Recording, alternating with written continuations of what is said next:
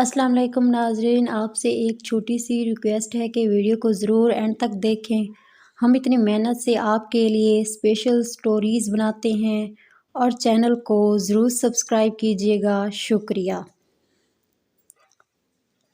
मेरा नाम आलिया है, मेरा ताल्लुक़ फैसलाबाद से है। मैं अपने माँ बाप की इकलौती बेटी थी। बहुत अच्छी ज़िंदगी गुज़र रही थी। अम्मा अब्बा की मुझ में जान बसती थी। बाप बैंक में नौकरी करते जबकि अम्मा टीचर थी। मुझे शुरू से ही पढ़ने लिखने का बहुत शौक़ था। अम्मा अब्बा को मुझे कहना नहीं पड़ता था और मैं स्कूल का सारा होमवर्क खुद कर लेती थी। स्कूल में भी सब टीचर्स की मैं फ़ेवरेट स्टूडेंट थी। अम्मा कहती कि अल्लाह ताला ने बेटी की सूरत में एक काबिल औलाद से नवाज़ा। मैं किसी को तकलीफ़ में नहीं देख सकती थी, इसलिए स्कूल में या घर आते वक़्त रास्ते में कोई मुश्किल में नज़र आता तो वहीं गाड़ी से उतर कर इसकी मदद करती। बाबा मुझे दूसरों के काम आता देखकर बहुत खुश होते। स्कूल में मेरी बहुत सी फ्रेंड्स थी, लेकिन बेस्ट फ्रेंड एक ही थी। वो मुझसे अपने दिल की हर बात शेयर करती थी। उसे पायलट बनने का बहुत शौक़ था। बहुत दफ़ा वो मुझे अपने साथ घर भी ले जाती। इसके माँ बाप कनाडा शिफ्ट हो रहे थे। जब से ये बात मुझे पता चली थी, मैं बहुत उदास थी। मेरी दोस्त मुझे परेशान देखकर कहा, तो क्यों उदास होती है? एक दिन पायलट बनकर ज़रूर हाजिर होंगी और तुम्हें जब भी मेरी याद आए तो उड़ते हुए जहाज़ को देख लिया करना। किसी न किसी जहाज़ की पायलट बन जाऊंगी। इसकी बात सुनकर मैं हंसने लगी। मेरी दोस्त बैरूनी मुल्क चली गई थी। कुछ दिन मैं इसके जाने की वजह उदास रही, लेकिन फिर भी अपनी पढ़ाई में मसरूफ़ हो गई। मुझे डॉक्टर बनने का बहुत शौक़ था, इसलिए कॉलेज में आते ही मैंने अपना सारा फोकस पढ़ाई पर रखा। अल्लाह के फजल हर दफ़ा अच्छे ग्रेड्स आते थे। अम्मा को हर वक्त मेरी फ़िक्र रहती। अम्मा कहती, पढ़ाई के साथ साथ तुम्हें अपना भी ख्याल रखना चाहिए। जब से तुम्हारे एग्ज़ाम शुरू हुए हैं तुम ठीक से कुछ खाती पीती नहीं हो। अगर यही हाल रहा तो बीमार पड़ जाओगी। इंसान को मंजिल पर पहुंचने के लिए तालीम के साथ साथ जिस्मानी ताकत की भी ज़रूरत होती है। मैंने कहा, अम्मा आप जानती हैं कि डॉक्टर बनना मेरा ख्वाब है। अम्मा ने कहा, इंशाअल्लाह मेरी बेटी को इसके ख्वाब की तबीर ज़रूर मिलेगी। कुछ दिनों से बाबा परेशान लग रहे थे। अम्मा ने परेशानी की वजह जानने की बहुत कोशिश की, लेकिन बाबा ने ये कहकर बात टाल दी कि तुम औरतों तो बात करने के कोई ना कोई मौजू ढूंढती हो और अम्मा अब्बा की बात सुनकर इनसे खफा हो जाती। अम्मा अब्बा की छोटी छोटी तकरार, लड़ना झगड़ना, इन सब में भी मोहब्बत नज़र आती थी। मेरी अम्मा बाबा की सगी खाला की बेटी थी। बाबा बताते थे कि हमें पता भी नहीं था और ना ही हमने एक दूसरे को कभी मोहब्बत की नज़र से देखा था। बाबा ने कहा, हमें हमारे रिश्ते का तब इल्म हुआ जब तुम्हारी दादी ने आकर मुझसे पूछा, कोई लड़की पसंद है तुम्हें? मैंने हैरान होकर कहा, नहीं अम्मा, ऐसी कोई बात नहीं। फिर तुम्हारी दादी ने कहा, सोच लो, अभी वक्त है। अगर कोई पसंद है तो अभी बता दो, इससे शादी करा दूंगी। मैंने कहा, नहीं माँ जी, ऐसी कोई बात नहीं। फिर तुम्हारी दादी ने कहा, जो मैं कहूँ वही करोगे? मैंने कहा, जी करूँगा।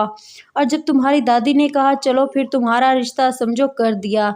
जब तुम्हारी दादी ने मुझे ये बात बताई तो मैं कितनी देर कुछ बोल ही ना सका और तुम्हारी दादी मेरा हाथ पकड़कर तुम्हारी नानी के घर ले गई। तुम्हारी अम्मा का और मेरा निकाह करवा दिया गया। बाबा ने अपनी और अम्मा की शादी के बारे में बताते हुए कहा कि अल्लाह ताला ने कहा में इतनी ताकत रखी है कि जब दो लोग इस रिश्ते में बनते हैं तो इनके दिलों में अल्लाह ताला खुद ही मोहब्बत पैदा कर देते हैं।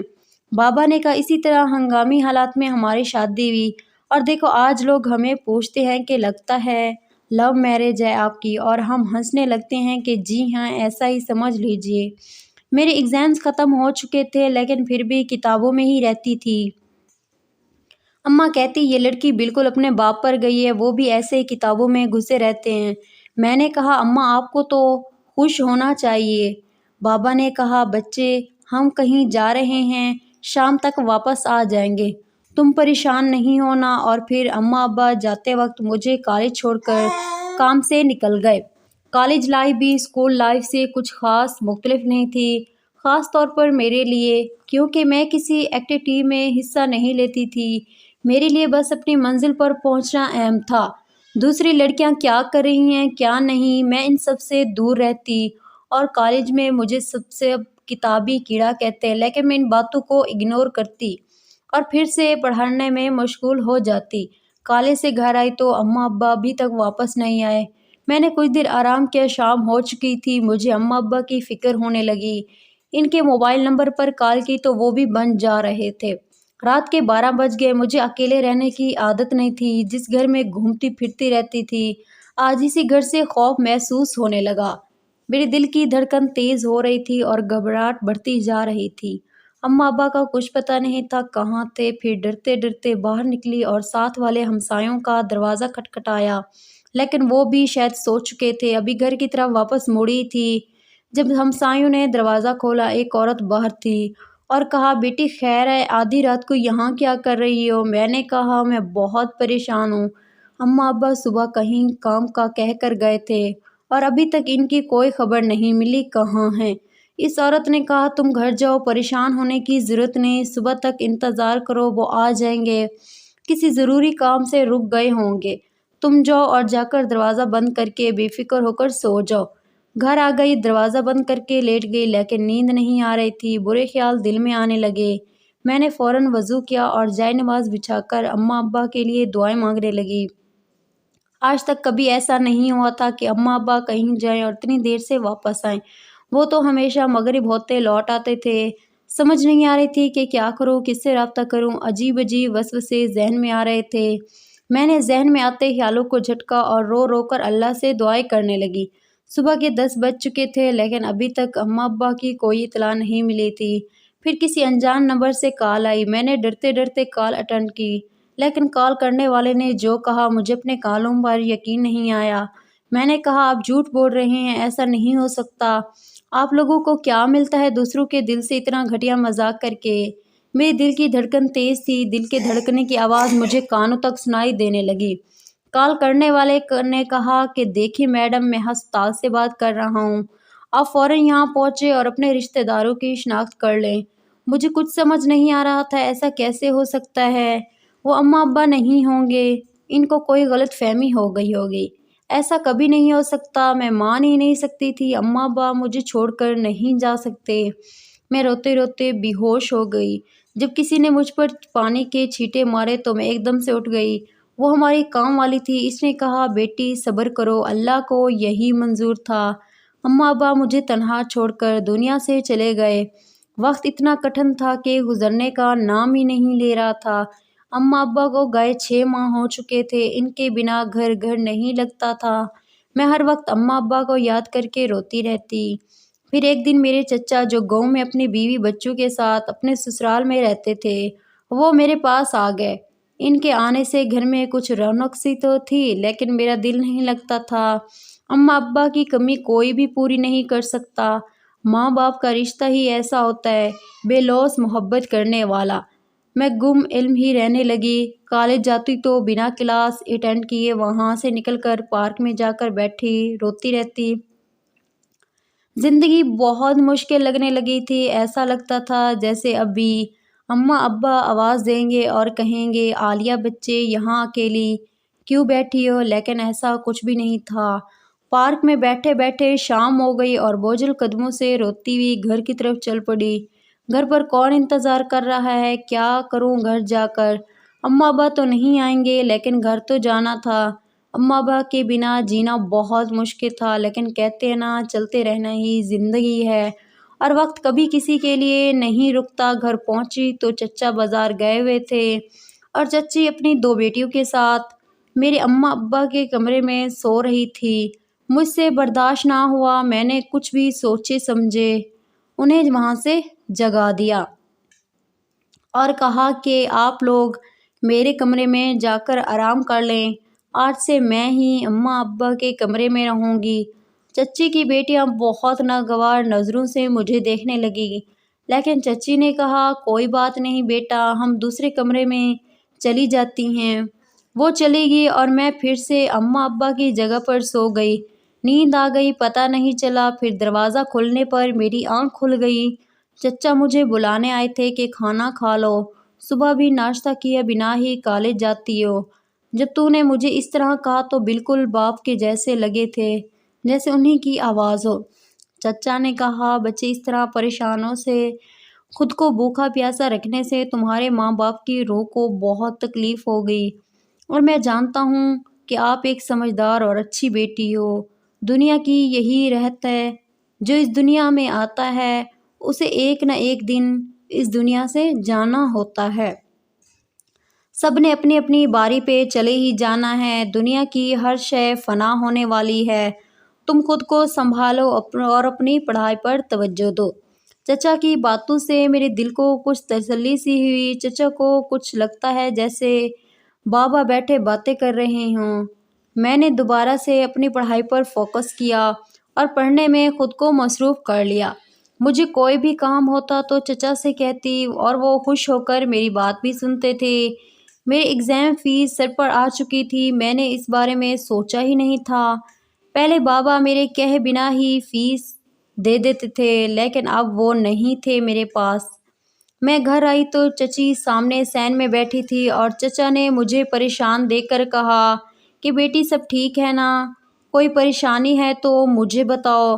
میں نے کہا چچا میری کالج فیس کا کل آخری دن ہے، اگر وقت پر فیس نہ دی تو میں ایگزامز میں نہیں بیٹھ سکوں گی۔ چچا نے کہا تم فکر نہ کرو، میں کچھ کرتا ہوں۔ میں کمرے میں آ گئی جب مجھے چچی کے بات کرنے کی آواز آئی۔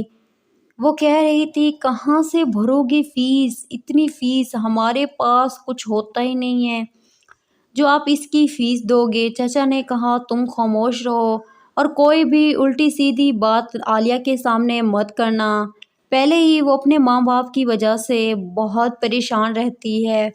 جو بھی ہو، چاہے مجھے قرض ہی لینا پڑے، میں اس کی فیس ضرور ادا کروں گا۔ مجھے اتنا ہوش ہی نہیں تھا کہ چچا تو خود ہی بے روزگار ہیں اور روز کام کی تلاش میں جاتے ہیں، لیکن ان کے کم پڑھے لکھے ہونے کی وجہ سے کوئی کام انہیں ملتا ہی نہیں۔ رات ایسے ہی گزر گئی اور صبح جب کالج کے لیے جانے لگی، چچی نے کہا بات سنو لڑکی، تم اچھی طرح جانتی ہو ہم تو روپے روپے کے محتاج ہیں، تمہاری فیس کہاں سے دیں گے؟ کوئی 1-2 ہزار تو نہیں جو تمہاری فیس بھر دیں۔ جتنا پڑھنا تھا پڑھ لیا، اب تم کوئی نوکری ڈھونڈ لو تاکہ گھر چل سکے۔ تمہارے چچا تو خود بے روزگار ہیں، وہ ایسے ہی تمہیں تسلی دیتے رہیں گے، ان کو کون دے گا ہزاروں روپے فیس بھرنے کے لیے؟ چچی کی باتیں سن کر میں چپ چاپ باہر نکل گئی۔ پہلے تو چچو کی باتیں پر بہت غصہ آیا، لیکن پھر ٹھنڈے دماغ سے سوچا کہ چچی بھی صحیح کہہ رہی ہے، اس میں ان سب کا کیا قصور تھا؟ مجھے خود ہی کچھ سوچنا ہوگا۔ چچا اکیلے کیا کریں، گھر کیسے چلے گا؟ میں نے کالج جانا چھوڑ دیا اور کئی جگہ جاب کے لیے اپلائی کیا اور بابا کے دوست کی وجہ سے مجھے ایک بہت ہی اچھی کمپنی میں نوکری مل گئی۔ جب چچا کو بتایا تو وہ ناراض ہو گئے اور کہنے لگے تم نے اس بے وقوف عورت کی باتوں میں آ کر پڑھائی کیوں چھوڑ دی؟ یہ تو ہے ہی ایسی، نہ خود پڑھ سکی اور نہ ہی اس عورت نے اپنی بیٹیوں کی تعلیم پر کوئی توجہ دی۔ چچی نے کہا تم فکر نہ کرو، میں ہوں نا، جیسے بھی ہو سکا میں خرچہ پورا کر لوں گا، مجھے ایک جگہ کام مل گیا ہے۔ میں نے کہا چچا آپ کی نوکری سے گھر کیسے چل سکتا ہے؟ میں آپ کی بہت زیادہ عزت کرتی ہوں، میں اب بہت آگے نکل چکی ہوں، مجھے نوکری مل گئی ہے، آپ فکر نہ کریں، سب ٹھیک ہو جائے گا۔ میں اتنا کہہ کر کمرے میں آ گئی۔ مجھے نوکری کرتے 2 سال ہونے والے تھے۔ ایک دن چچا نے مجھے بتایا کہ تمہارے لیے بہت اچھا رشتہ آیا ہے، تم ان لوگوں سے مل لو، پھر ہم بات آگے بڑھائیں گے۔ اس طرح کی مزید اچھی کہانیاں دیکھنے کے لیے میری آپ سے ریکویسٹ ہے کہ پلیز ہمارے چینل کو ضرور سبسکرائب کریں۔